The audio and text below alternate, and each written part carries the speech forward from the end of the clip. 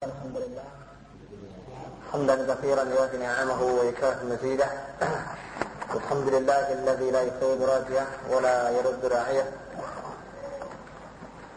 الحمد لله الذي بنعمته تتم الصالحات، والصلاة والسلام على أشرف الأنبياء محمد بن عبد الله وعلى آله وصحبه ومن والاه. أشهد أن لا إله إلا الله وحده لا شريك له، وأشهد أن محمدا عبده ورسوله. يا أيها الذين آمنوا اتقوا الله حق تقاته ولا تموتن إلا وأنتم مسلمون.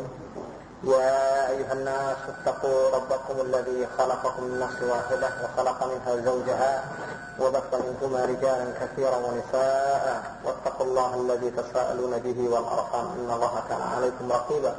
يا أيها الذين آمنوا اتقوا الله وقولوا قولا سديدا يصلح لكم أعمالكم ويغفر لكم ذنوبكم، ومن يطع الله ورسوله فقد فاز فوزا عظيما. أما بعد، إخوتي الأعزاء رحمكم الله،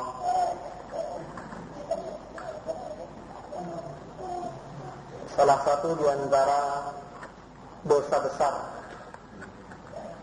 yang seringkali dibahas oleh para ulama di dalam kitab-kitab mereka adalah huququl walidain, melakukan perbuatan durhaka terhadap kedua orang tua. Di mana huququl walidain adalah merupakan dosa besar yang bahkan oleh para ulama disebutkan sebagai dosa besar terbesar kedua setelah syirik kepada Allah Subhanahu wa taala. Karena banyak ayat yang menyebutkan perintah untuk beribadah kepada Allah dan berbuat baik kepada orang tua, atau kebalikannya yang melarang perbuatan syirik terhadap Allah dan melarang untuk melakukan sikap durhaka terhadap orang tua. Hampir tak seorang pun di antara kita yang dengan mudah melepaskan diri daripada perbuatan dosa ini. Oleh sebab itu juga dimasukkan di sini salah satu di antara perbuatan dosa besar yang perlu kita jaga-jaga dan pelihara agar tidak dilakukan adalah huququl walidain. Adapun definisi daripada huququl walidain, pengertian apa yang dimaksudkan dengan huququl walidain atau durhaka kepada orang tua disebutkan oleh Al-Hafiz Ibnu Hajar hafizahullah ta'ala rahimahullah ta'ala wa radhiyallahu anhu. Al-uquq suduru ma yata'adda bihi al-walid min waladihi min qawlin aw fi'lin, perbuatan atau perkataan yang bisa menyebabkan, ya, perbuatan atau perkataan seorang anak yang bisa menyebabkan orang tua itu terusik atau terganggu.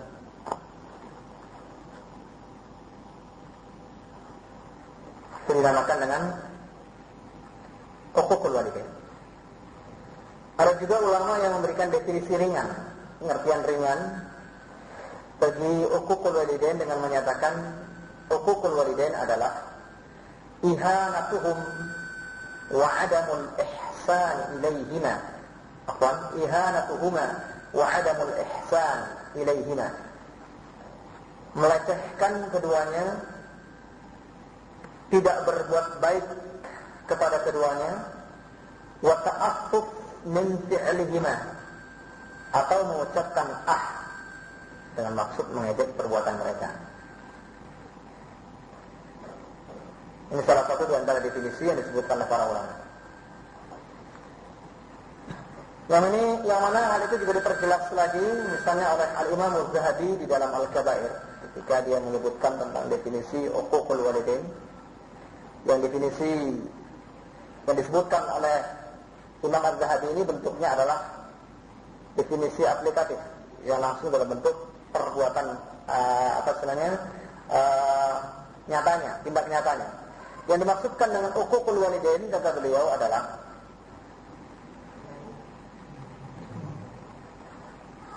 meninggalkan salah satu di antara 3 kewajiban. Meninggalkan salah satu di antara 3 kewajiban kepada kedua orang tua. Yang pertama, menaati perintah mereka. Ta'atuhuma fima amara bih.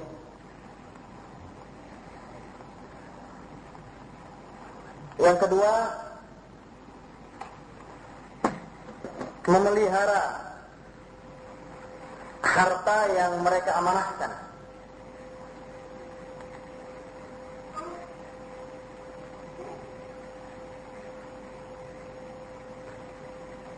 Yang ketiga, al-ihsan ilaihima, berbuat baik kepada keduanya.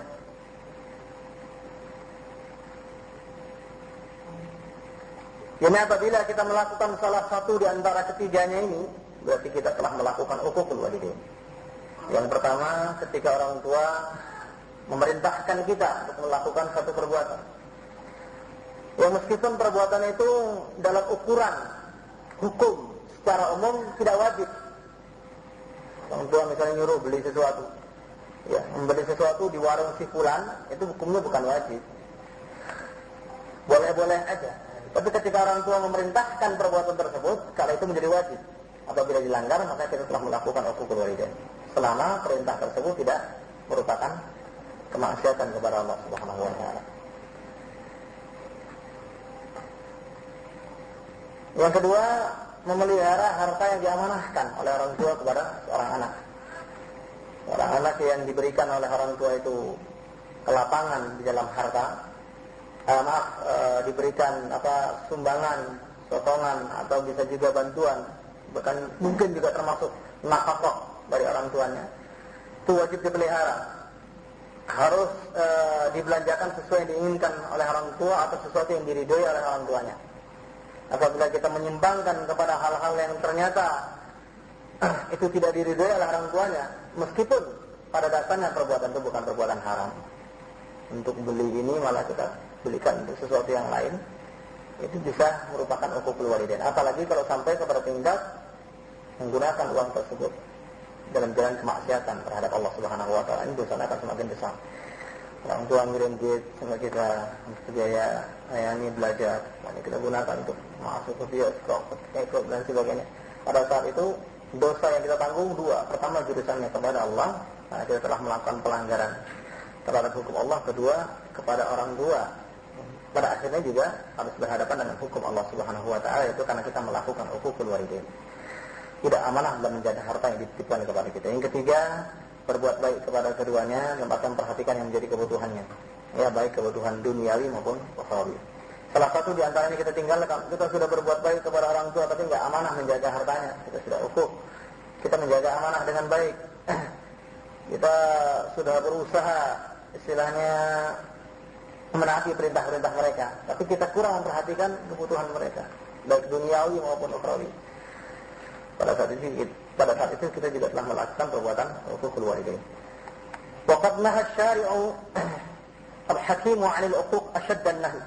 Qala Allah 'azza wa jalla, "Fala taqul lahumā uff wa la tanharhumā wa qul lahumā qawlan karīmā."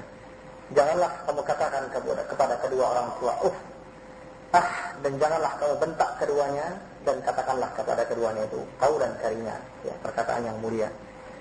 Ini dijelaskan oleh para ulama ahli tafsir bahwasanya yang dimaksud dengan qaulan karimah itu satu tingkat di atas qaulan hasanah. Jadi harus dibedakan antara qaulan hasanah, perkataan yang baik, dengan qaulan karimah, perkataan yang mulia. Seorang memanggil ayahnya abi, dalam bahasa Arab itu sudah baik. Tapi di sana ada perkataan yang lebih mulia, misalnya ya abadi.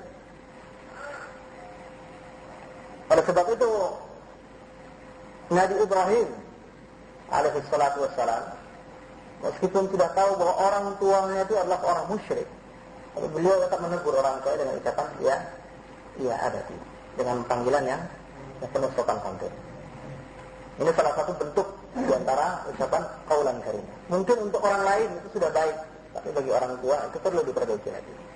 Dan ini konteksnya baik itu dalam masalah duniawiyah sampai kepada al-amru bil ma'ruf wan nahyi anil munkar, seperti yang dilakukan Nabi Ibrahim. Dia dalam konteks mau melarang orang tuanya melakukan perbuatan syirik lagi.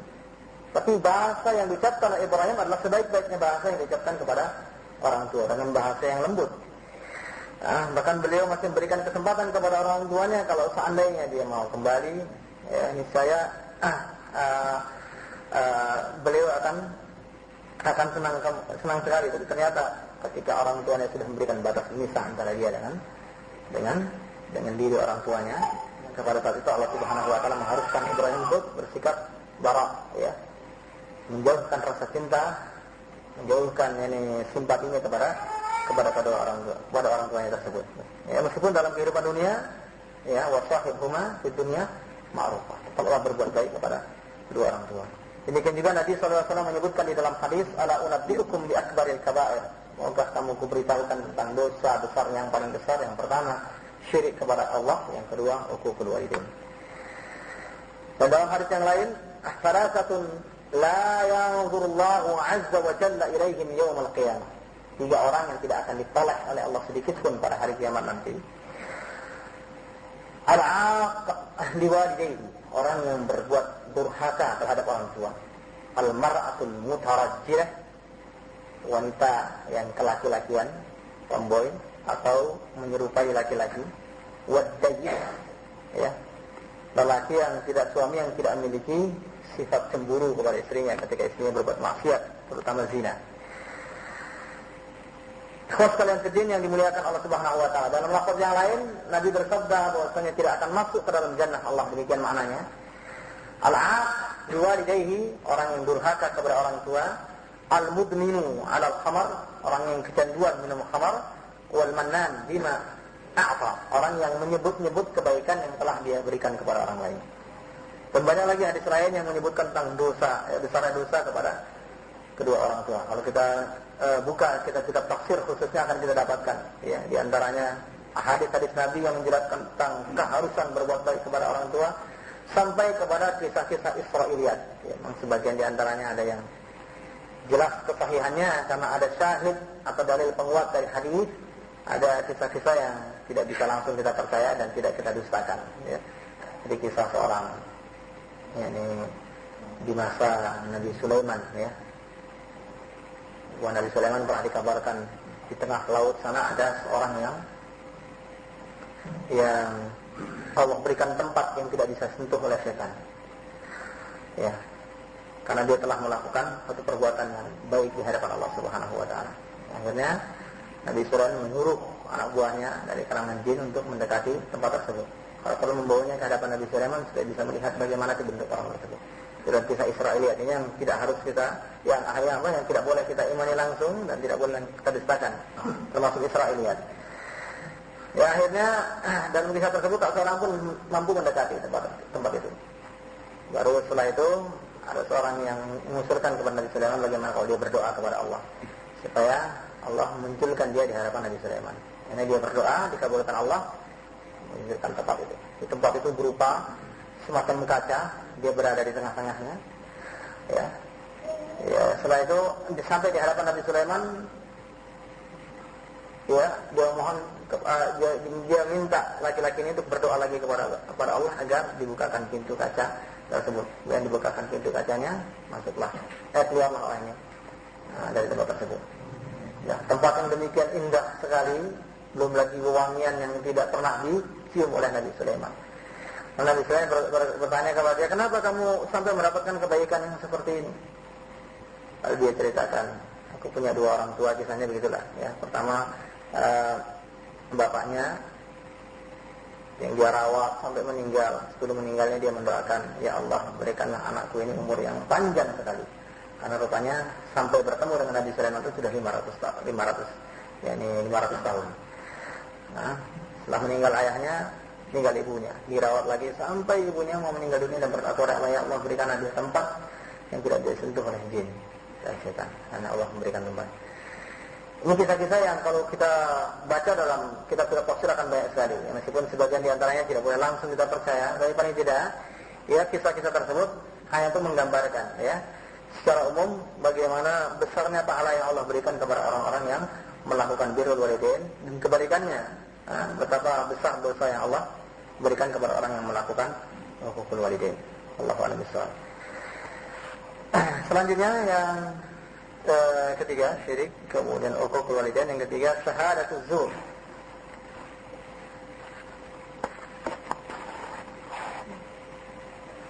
Persaksian palsu. Di sini penulis menyebutkan firman Allah surah Al-Furqan ayat 72. Allah berfirman, "Walladzina la yashhaduna az-zur wa idza marru bil-laghwi marru kirama." Dari ini sebagaimana dijelaskan oleh Ibnu Taimiyah rahimahullahu taala, pada dasarnya bukan merupakan dalil yang menunjukkan diharamkannya syahadat az-zur atau persaksian palsu. Meskipun banyak ulama yang menyebutkan hadis ini ketika membahas tentang syahadat az-zur. Dan hadis ini menyebutkan firman ini, ya. Karena firman Allah ini atau ayat surah Al-Furqan ayat 72 ini makna yang sebenarnya tidak sebagaimana yang disampaikan oleh sebagian orang.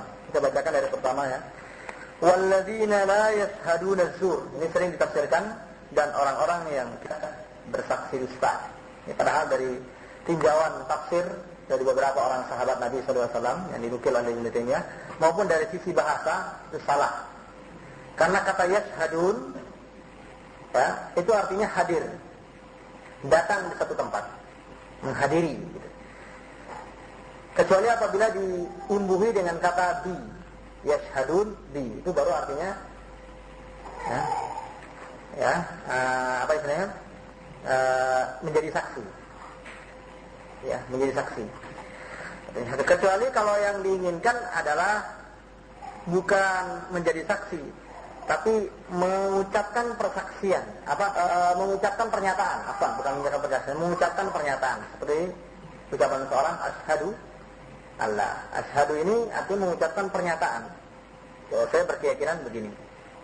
Bukan persaksian karena saya melihat sesuatu begini, beda, ya. Saya menjadi saksi bahwa dia memang melakukan perbuatan itu, atau kebalikannya dia tidak melakukan perbuatan itu. Itu artinya menjadi saksi. Dan itu yang ditafsirkan orang berkenaan dengan firman ini. Padahal dalam bahasa Arab tidak ada. Ya, ada arti menyatakan keyakinan, pernyataan, itu asyhadu begini, atau dalam arti hadir. Dan demikian yang dimaksud di sini. Arti walladzina la yashhaduna az-zur itu orang-orang yang tidak menyaksikan perbuatan-perbuatan dosa. Ya, di antaranya disebutkan oleh para sebagian sahabat bahwa yang dimaksudkan perbuatan dosa di sini adalah hari-hari raya orang di luar Islam, atau acara-acara yang di dalamnya itu ada kemaksiatan. Itu arti daripada alladzina yashhaduna az-zur. Namun demikian persaksian palsu itu haram jelas berdasarkan banyak firman Allah Subhanahu wa taala secara umum maupun khusus, ya. Secara khusus itu adanya hadis-hadis Nabi sallallahu alaihi wasallam yang menceritakan tentang tentang dosa melakukan persaksian palsu yang akan disebutkan di antaranya oleh penulis di bawah nanti. Juga firman Allah Subhanahu wa taala dalam surat Al-Hajj, meskipun dalam bentuk lebih umum, Allah berfirman, "Fajtanibu rijsa minal awthan", jauhilah berhala-berhala yang najis, wajtanibu qaula zur, dan jauhilah perkataan dusta, ya. Secara lebih umum termasuk di antaranya adalah menjadi saksi palsu. Demikian juga di dalam hadis Nabi pernah bersabda ketika menyebutkan tentang dosa besar yang paling besar, "Ala unabbiukum bi akbaril kabair." Maukah kamu kuberitahukan dosa besar yang paling besar lainnya setelah syirik, setelah berbuat durhaka kepada orang tua, yaitu qauluz zur atau syahadatuz zur. Ya, berkata dusta atau melakukan persaksian palsu. Ini termasuk dosa besar di hadapan Allah Subhanahu wa taala, itu menjadi saksi palsu. Karena di dalam Islam saksi itu akan menjadi titik tolak diberlakukannya hukum hudud pada banyak masalah. Di situ akan berlaku kebenaran vonis terhadap seseorang atau kekeliruan vonis terhadap seseorang. Orang yang berzina misalnya, ya. Pada dasarnya menghukum orang dengan rajam, ya, menghukum orang dengan rajam itu tentu diharamkan kecuali dengan hak-hak yang telah diberikan oleh Allah Subhanahu wa taala. Nah, hak-hak ini harus betul-betul pasti. Oleh sebab itu Islam memberikan persyaratan yang berat. Istilahnya kalau menurut penjelasan ulama, lebih baik seorang itu salah di dalam tidak menghukum orang yang salah daripada salah menghukum orang yang tidak salah. Itu kaidah, ya, kaidah dalam usul fikih. Jadi orang itu berzina, tapi tidak cukup syarat sehingga tidak dihukum, itu lebih baik. Biar dosanya itu dia bertanggung jawabkan di hadapan Allah. Kalau dia merasa takut, ya dia langsung datang dan mengakui berzina, dengan dirajam atau dijilid kalau dia belum menikah. Tapi kalau dia mau menahannya, silahkan. Dia tahan siksa itu di hadapan Allah. Tapi kalau sempat orang itu disiksa, sementara tidak memenuhi persyaratan persaksian misalnya, akhirnya seorang yang tidak salah dihukum, Ini akan lebih berat lagi kenyataan yang akan terjadi. Orang nggak salah kok dirajam sampai mati atau dijilid sampai sengaput dan sebagainya. Dan sebab itu Islam memberikan persyaratan berat. 4 saksi yang harus melihat langsung perbuatan zina. Nah, persyaratan yang berat ini apabila dilanggar dengan perbuatan ini dinamakan dengan persaksian palsu. 4 orang langsung ngaku kami melihat, para belum pernah melihat, bisa dibayangkan besarnya. Allah telah memberikan dinding pembatas antara, yakni kesalahan di dalam menghukumi, ya, di antara kebenaran. Dengan cara apa? Dengan cara memberikan persyaratan yang berat. Yang persyaratan ini dilanggar dengan satu perbuatan, berarti perbuatan ini merupakan dosa yang amat besar sekali. Ya, juga termasuk misalnya dosa mencuri atau yang lainnya yang membutuhkan persaksian. Apabila persaksian itu dilakukan dengan kepalsuan, maka bisa dibayangkan bagaimana hukum-hukum syariatnya akan hancur.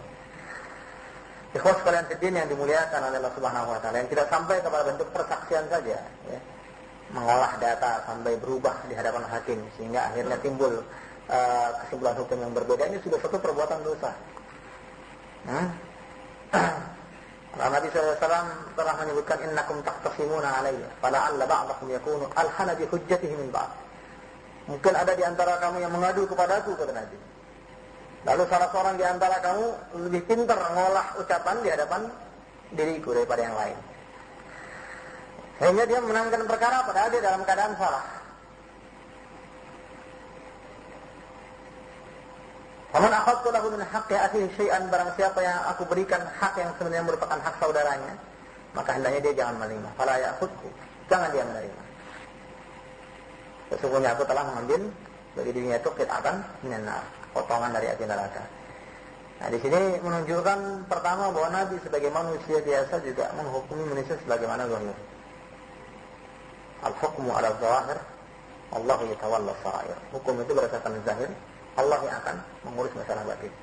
Dia Nabi saja juga bisa orang mengadu kepada dia kemudian membolak-balikkan kata sehingga akhirnya dimenangkan padahal dia salah. Yang kedua, besarnya dosa orang yang membolak-balikkan ucapan untuk memenangkan perkara. Itu untuk orang yang langsung.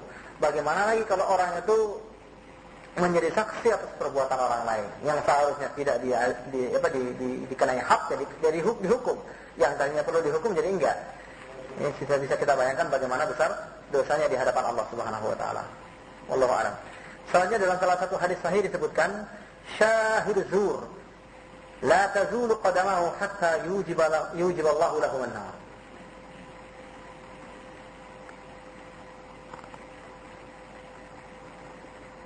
Orang yang melakukan persaksian dusta itu tidak akan bergerak kakinya, ya, di akhirat nanti sebelum Allah Subhanahu wa taala mewajibkan dia untuk masuk ke dalam neraka.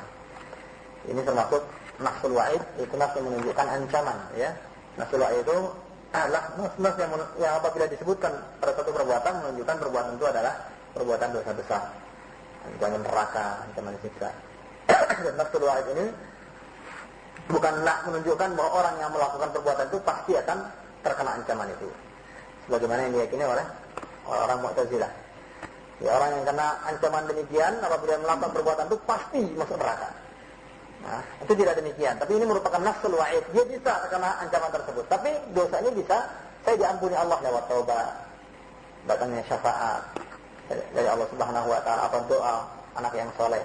Dan banyak hal-hal lain yang bisa menyebabkan orang itu terlepas dari siksa tersebut. Tapi dia bisa terkena siksa tersebut, ya, dengan melakukan perbuatan itu. Meskipun masalah menyiksa atau enggak itu dikembalikan kepada Allah. Yu'adzibu man yasha wa yaghfiru liman yasha. Allah mengampuni siapa yang Allah kehendaki dan menyiksa siapa yang Allah kehendaki. Meskipun pada dasarnya Allah Subhanahu wa taala itu mengetahui apa yang diucapkan oleh seorang sampai yang terdetik di dalam hati. Ya, disebutkan dalam akhir-akhir surah Al-Baqarah. Ya, para sahabat ketika yang mendengar ayat tersebut langsung, aduh, kalau begitu bagaimana?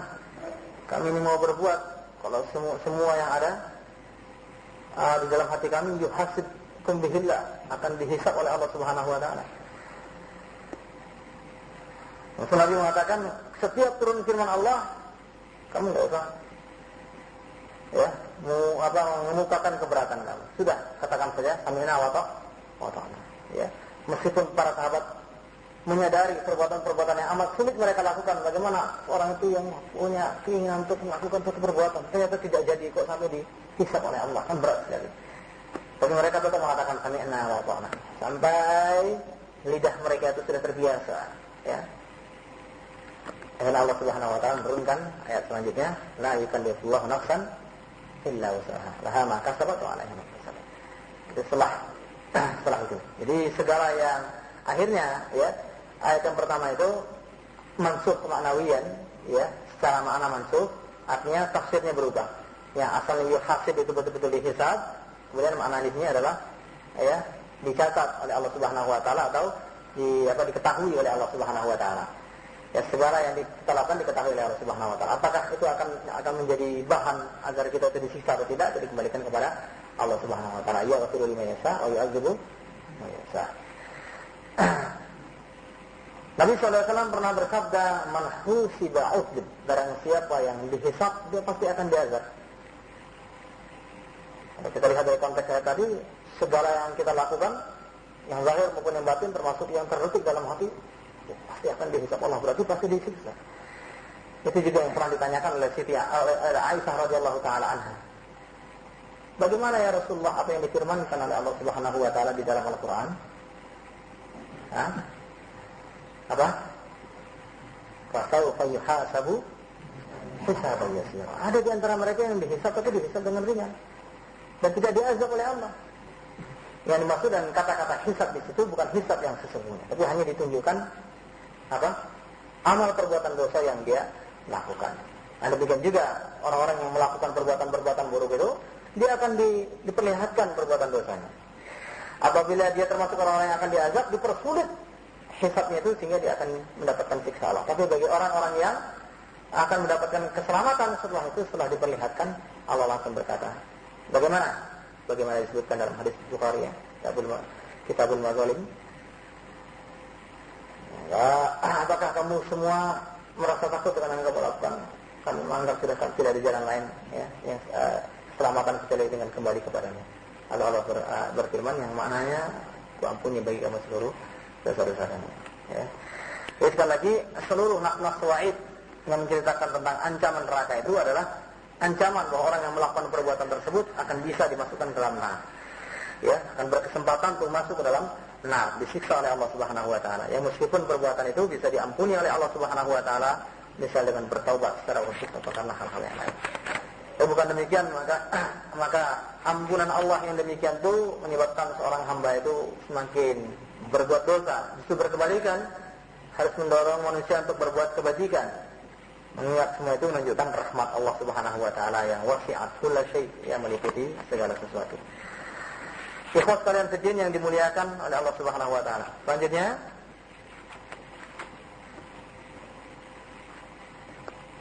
kufur dan macam-macamnya. Salah satu di antara dosa besar adalah kekufuran atau perbuatan kufur. Di mana kufur secara bahasa artinya adalah at-taghtiyah. Ghatta yughatti taghtiyah. Ya, kalau ada sebagian orang yang mengatakan kafara, asal katanya adalah tayyara, menerbangkan, itu tidak ada secara bahasa, ya. Itu arti yang dibuat-buat.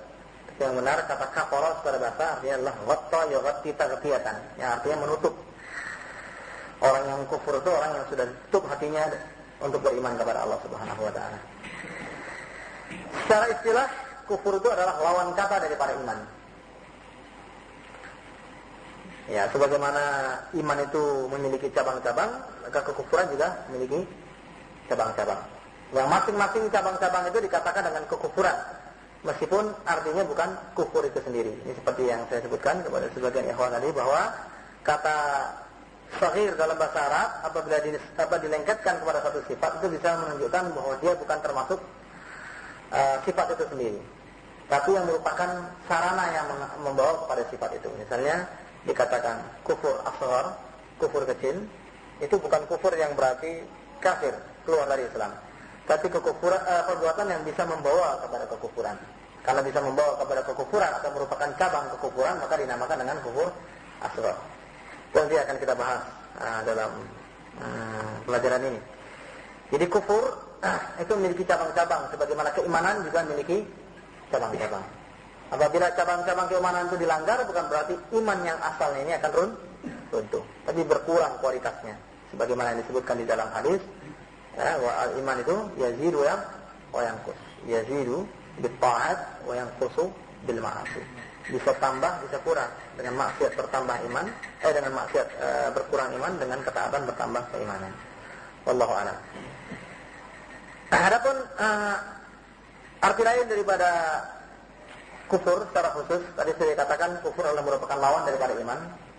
Artinya secara khusus adalah al-inkarul muta'ammidu lima jaa bihi syar'u wa 'ulima min ad-din bid-darurah.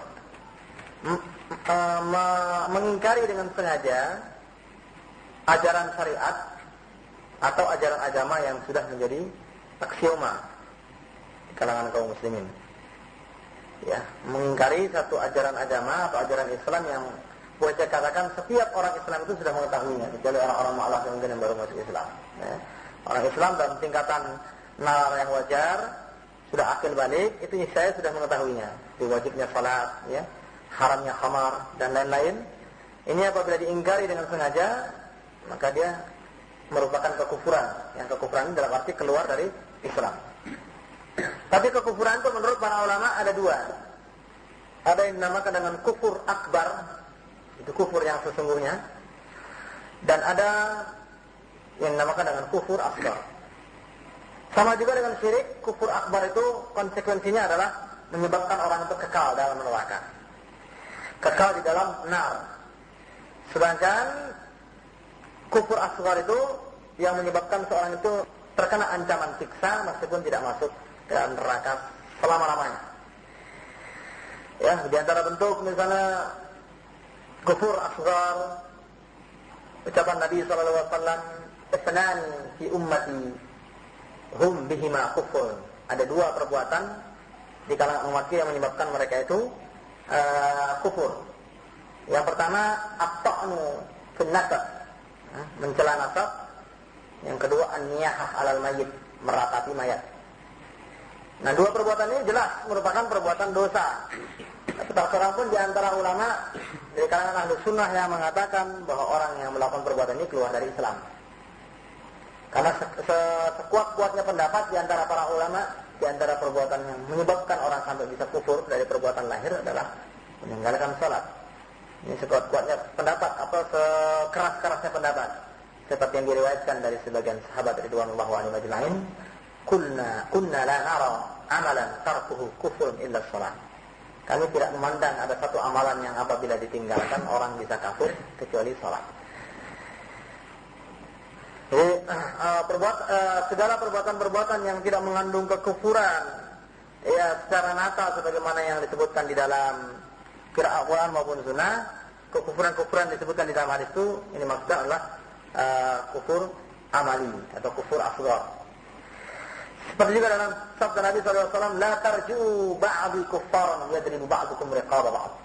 Janganlah kamu menjadi orang-orang kafir peninggalku, di mana sebagian di antara kamu itu memenggal leher sebagian yang lain. Jadi orang yang istilahnya membunuh sesama muslim itu dihukumi kufur. Tapi kekufuran itu bukan kekufuran keluar dari Islam. Seperti disabdakan Nabi SAW, "Sibabul muslim fisq wa qitaluhu kufur." Ya, mencaci seorang muslim itu adalah kefasikan, dan membunuh seorang mukmin itu adalah kekufuran. Yang dimaksud kekufuran di sini adalah kufrun asghar. Ikhwas kalian fiddin yang dimuliakan oleh Allah Subhanahu wa taala, itu yang dimaksudkan dengan pembagian ulama bahwa kufur dibagi menjadi dua. Yang pertama kufur akbar, itu kufur yang menyebabkan orang keluar dari Islam secara mutlak. Ya, yang kedua kufur yang tidak menyebabkan orang itu kafir, jadi dia berdosa dan layak mendapatkan ancaman dosa. Dan itu banyak di dalam contoh-contohnya yang akan kita sebutkan pada babnya insyaallah. Ini benar, itu salah. Dan selanjutnya pembagian kufur besar. Ya, para ulama ridwanullahu alaihim ajma'in menyatakan bahwa perbuatan kufur besar juga bermacam-macam corak atau bentuknya. Yang pertama adalah kufur takdzib. Kufur dalam artian mendustakan, tidak mempercayai. Ini kufur yang sering dilakukan oleh para umat nabi-nabi terdahulu, yaitu i'tiqad kadzibir rusul. Ya, adanya keyakinan bahwa nabi itu berdusta dengan pengakuannya sebagai nabi. Dan bentuk kekufuran yang semacam ini sedikit jumlahnya di kalangan orang-orang kafir. Dan orang-orang kafir termasuk diantaranya ahlul kitab, Yahudi dan Nasrani di zaman Nabi juga tidak menganut kekufuran semacam ini. Ya, ya'rifunahu kama ya'rifuna abna'ahum. Ya, mereka sudah mengenal Nabi seperti layaknya mereka mengenal anak mereka sendiri. Walamma ja'ahum ma 'arafu kafaru bih. Ketika datang kepada mereka ajaran yang mereka sudah kenal, mereka justru kufur. Ya, sedikit orang itu yang melakukan kufur takdzib. Fa inna Allah ayyada rusulah. Kenapa? Karena Allah sudah memberikan kepada Rasulnya dengan sokongan mukjizat, dengan bantuan berupa bukti-bukti yang nyata, hujah yang jelas. Sehingga jarang di antara mereka itu yang melakukan kekufuran itu karena apa? Karena betul-betul mendustakannya. Sedikit di antaranya.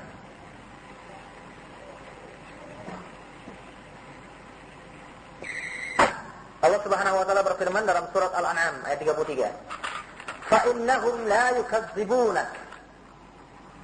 Sesungguhnya mereka itu tidak mendustakan engkau wahai Muhammad. Walakinna adh-dhalimina bi ayatillahi yajhadun. Tapi mereka itu mendustakan karena mereka itu berbuat zalim terhadap ayat-ayat Allah Subhanahu wa taala. Itu yang pertama ya. Yang kedua, kufrul ibad atau istikbar. Kufur karena ketakaburan. Kufur karena ketakaburan. Itu kekufuran seperti yang dilakukan oleh iblis. Ya. Iblis itu bukan mendustakan Allah Subhanahu wa taala sebagai Khaliq pencipta. Bahkan iblis itu dalam soal pengetahuan terhadap Allah Subhanahu wa taala itu lebih beriman daripada orang beriman sesudahnya. Karena dia langsung berkomunikasi dengan Allah Subhanahu wa taala. Kalau masa keimanan dengan adanya Allah. Tapi itu tidak cukup membawa dirinya menjadi beriman. Dia kafir karena melakukan kufur istikbar. Ya, yang kufur istikbar ini sampai mengeluarkan keinginan iblis untuk mengajukan tantangan di hadapan Allah Subhanahu wa taala. Fabima aghwaytani, tantangan iblis kepada Allah. Karena kamu menyesatkan saya. Kan bahasa kasarnya begitu. Nah, fabima aghwaytani la ughwiyannahum ajmain, dan dia aku akan menyesatkan manusia semuanya. Illa ibadaka minhumul mukhlasin. Kecuali hamba-hamba kamu yang terpilih. Wala tajidu aktsarahum syakirin. Dalam ayat yang lain, kamu tidak akan dapatkan sebagian besar mereka itu bersyukur. Jadi sebagian besar mereka itu tidak bersyukur kepada kamu. Wala atiyannahum min baini aydihim, berdiri akan aku datangi mereka dari depan. Wala atiyannahum min baini aydihim wa an aymanihim wa min khalfihim wa an aymanihim wa an shama'ilihim wala tajidu aktsarahum syakirin. Ya. Jadi akan aku datangi mereka dari depan, belakang, kiri, kanan. Kebanyakan mereka niscaya tidak akan pernah bersyukur kepadamu.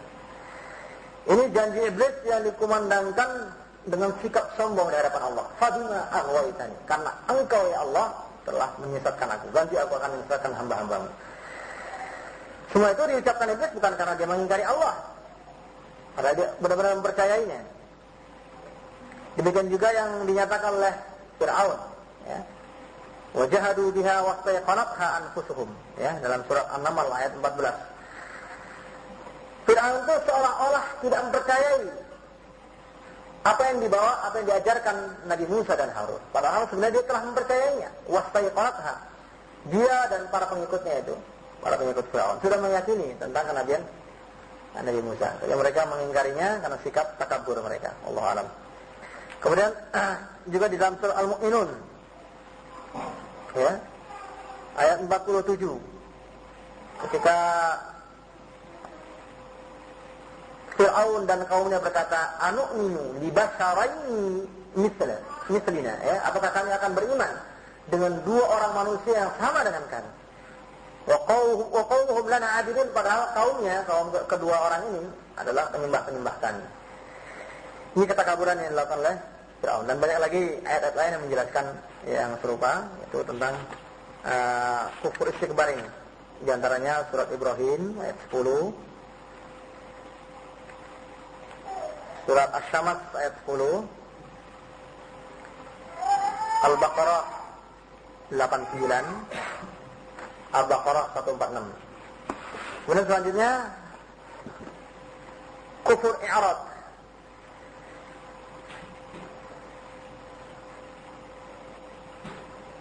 Kufur berpaling. Ya, kufur karena berpaling. Ya, mereka yang sadar bahwa apa yang diucapkan Nabi itu adalah benar, dan mereka sengaja berpaling, menjauhkan diri dengan anggapan dengan cara itu dia nggak akan terpengaruh. Ya, padahal dia sudah tahu bahwa dirinya itu kalau mendengar ucapan Nabi pasti akan menerima. Ya, kayak orang yang menghindari tantangan orang karena tahu kalau saya berantem pasti kalah. Ya, lebih baik ya tidak supaya nggak ketahuan ya mengingkarinya. Padahal secara pribadi dia telah mengakui bahwa dirinya pasti akan kalah kalau berantem sama dia. Jadi kalau dia mendengar ucapan Nabi pasti akan terpengaruh, ya, karena yang diucapkan adalah kebenaran. Mereka sengaja berupaya untuk tidak mendatanginya, berpaling darinya.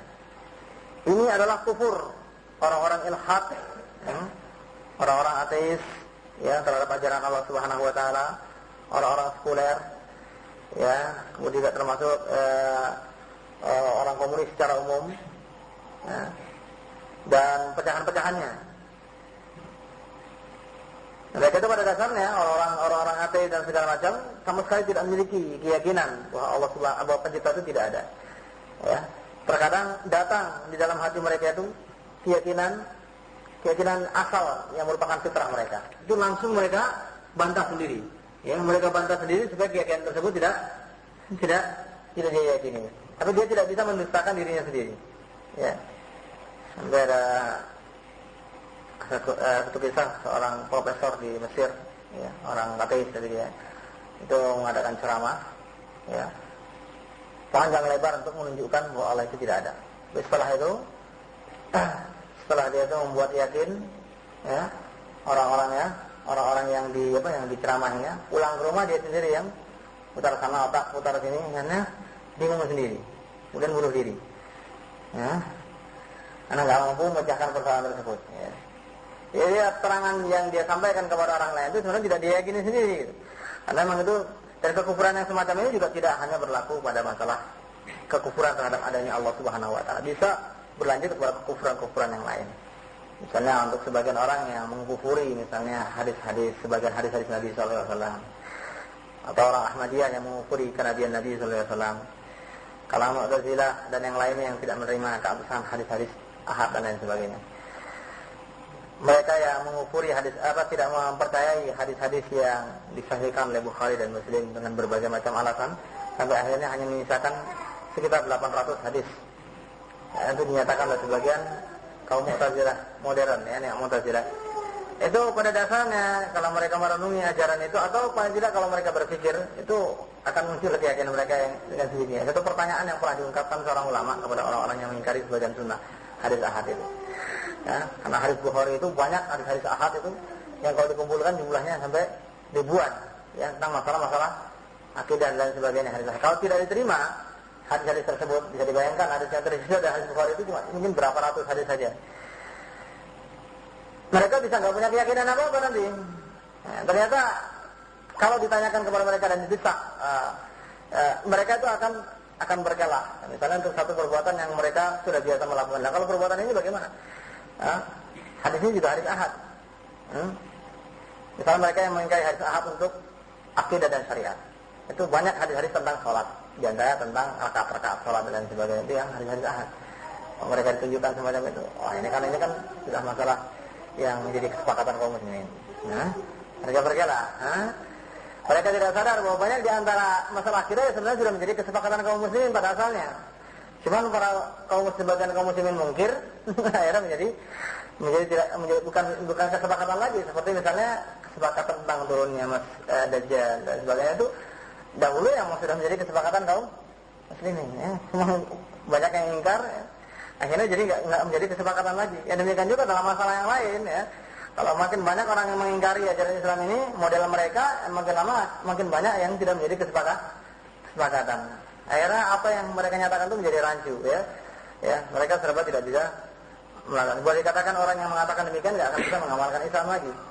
Karena hadis-hadis tentang masalah akidah terbantai habis, Ya, bahkan kalau sampai kepada masalah syariat, mereka nggak bisa melakukan banyak sekali ibadah. Karena dalam masalah ibadah, ini amalia itu sedikit sekali hadis yang mutawatir. Paling hanya haji, ya, sholat, masalah saum, ya, itu semuanya hadis ahad. Ya. Wallahu a'lam bishawab. Kemudian selanjutnya kufur syak, kufur keraguan-raguan. Ya, ragu terhadap keabsahan ajaran Islam atau salah satu di antara rukun iman dan lain sebagainya. Ini juga bisa menyebabkan seorang itu kufur. Fa innahu la yajzimu bisidqihi wa la yukadzibuhu bal yashukku fi amri wa hadha la yastamiru shakku illa idza alzama nafsahu al-i'rad 'an an-nazar fi ayati sidqi Rasulullah sallallahu alaihi wasallam jumlatan. Nah, orang yang memiliki keraguan-raguan, jadi sebenarnya keraguan-raguannya enggak bisa bertahan lama kalau dia mau mempelajari ayat-ayat Allah Subhanahu wa taala yang bersifat kauniyah maupun yang bersifat qauliyah, ayat Al-Qur'an atau ayat yang nyata, termasuk diantaranya mukjizat Nabi sallallahu alaihi wasallam di masa hidupnya. Kalau ini dipelajari niscaya mereka tidak akan lama bertahan dalam keraguan-raguan. Tapi biasanya orang yang ragu-ragu tersebut akhirnya berhenti belajar sama sekali, ya, untuk tidak berubah, ya, keraguan-raguan itu menjadi menjadi satu keyakinan. Misalnya orang yang ragu terhadap keabsahan hadis-hadis Nabi sallallahu alaihi wasallam secara utuh, karena mereka menganggap bahwa hadis-hadis Nabi itu baru diselidiki setelah beberapa masa setelah meninggalnya Nabi sallallahu alaihi wasallam. Bahkan ya, setelah berlalunya masa kehidupan para sahabat sallallahu alaihi wasallam. Ini jelas menunjukkan bahwa hadis-hadis itu sudah dipertahankan, ya. Orang yang ragu-ragu demikian itu biasanya tidak akan mempelajari lagi ilmu mustalahat hadis. Kalau dia mempelajari ilmu mustalahat hadis, ilmu ahwal rijal hadis dan lain sebagainya, keraguan-keraguan itu akan hilang. Kalau dia tahu konsep yang diterapkan ulama di dalam meneliti tentang kesalahan hadis, ya, kalau dia pelajari dengan seksama. Wallahu a'lam bishawab. Itu hal yang berkenaan dengan dengan kufur, ya, terutama kufur besar. Insyaallah nanti akan kita teruskan kepada bentuk-bentuk lain daripada kekufuran. Di antaranya satu kekufuran